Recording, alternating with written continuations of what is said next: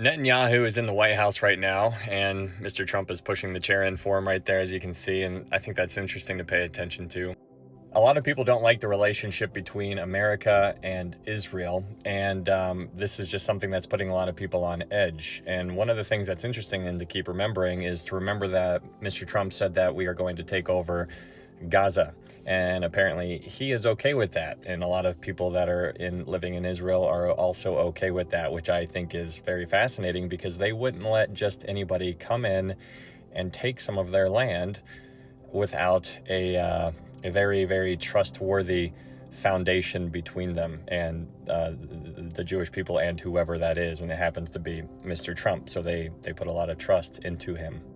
But speaking about people who do not like those two in the same room, you have this guy who's Iran's supreme leader. He puts their military on high alert, citing fears of U.S. and Israeli attack. There's a lot of stuff going on over there, and there's a lot of reasons to be fearful, in a sense, if you are this guy, because of all of the military equipment that's been transported over into the Middle East region, and it's all surrounding the nuclear deal that is on the table that President Trump is saying, hey, you got to get rid of it. And that is fascinating because I want you to imagine that you are a Jewish person. I want you to imagine that you live over in Israel and you are constantly under this kind of fear, in a sense, of being attacked by Iran. And so Israel is hypersensitive to the reality of these people getting a nuclear weapon.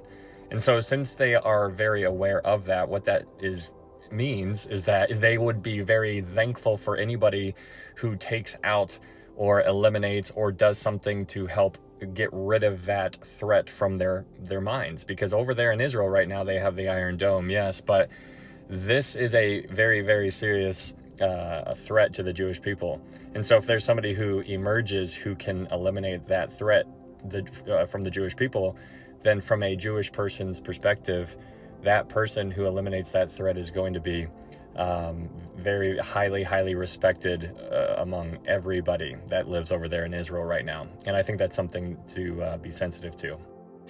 In regards to the tariffs that President Trump set in place on April 2nd, just a couple days ago, there's already over 50 countries that are in contact with America in order to negotiate tariffs between them and America. And so you're seeing a lot of people kind of getting in line, in a sense, if you would prefer to look at it in that kind of way. But it seems like President Trump is holding the cards and all the other countries have a decision to make.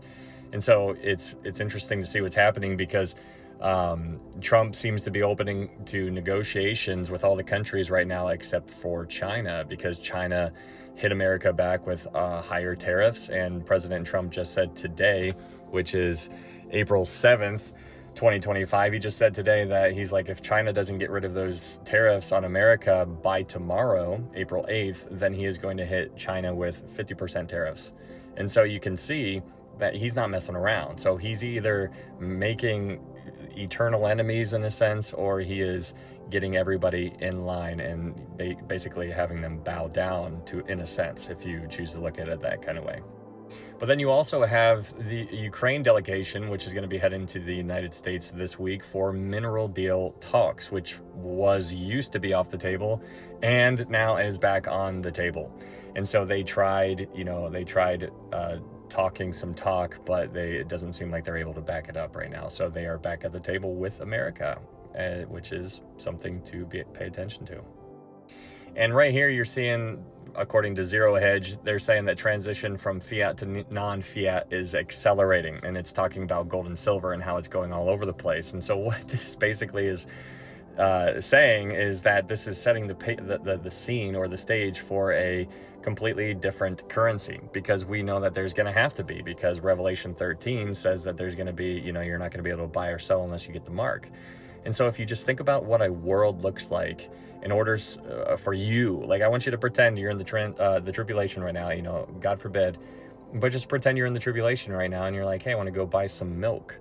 And then you go to the grocery store and you're like, hey, you can't buy that. And you're like, why not? And it's because you didn't get the mark of the beast. And so basically what this is telling us is that there's going to be some kind of system that is in place during that time that is going to be able to control whether or not you do anything. And so, it's fascinating seeing what's going on right now, but they already have the technology, in my opinion, and it's just a matter of time when it's going to be released.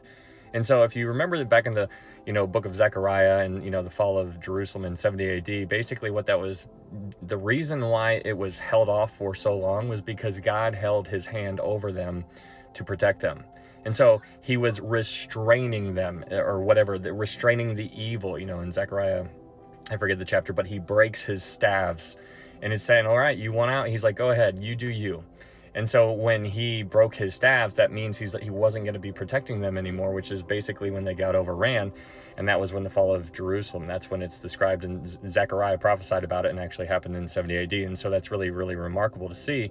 But what we're seeing right now in our world, in connection to what I was just talking about, is you're seeing God is still withholding this evil from the world. There is going to be that evil that is going to be unleashed to the world. And it's similar to what's going on in the book of Genesis, like in regards to the flood.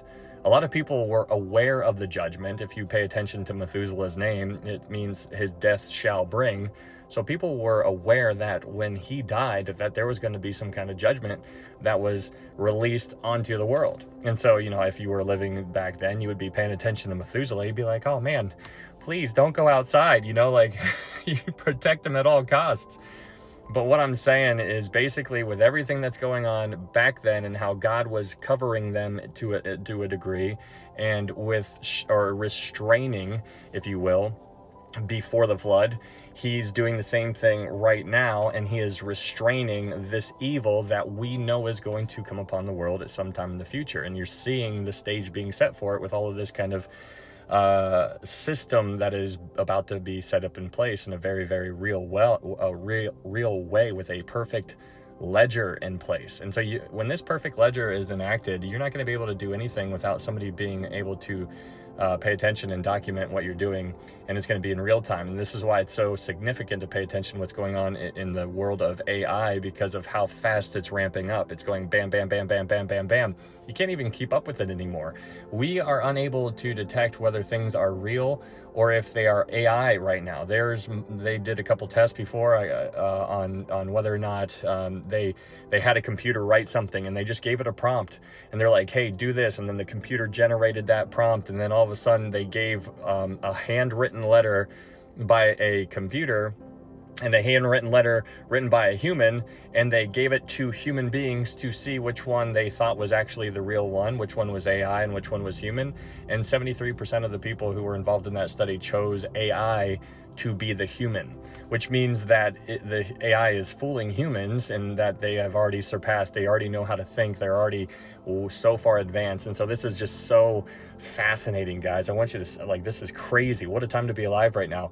And so don't, it's not something to be fearful about. I don't want you to get, like with the whole Iran, America, Israel, if there's going to be war on the horizon, who knows?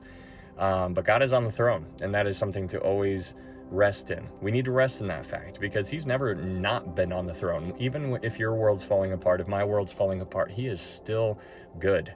He is still all powerful. He still is holding it all together by the power of his word. And that is a place to rest right there. But I want you to always remember the main thing is always the main thing, and that is to tell people about Jesus, because time is short, guys. I mean, when you interact with people in your world, you are there for a reason. And if you're a born-again believer, you're there to tell them about Jesus. That's what you're there for. You're not there to make more money than everybody else or to look cooler than everybody else.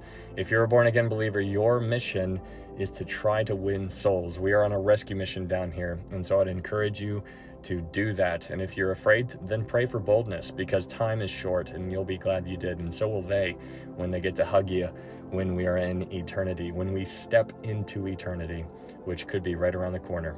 Thanks, guys.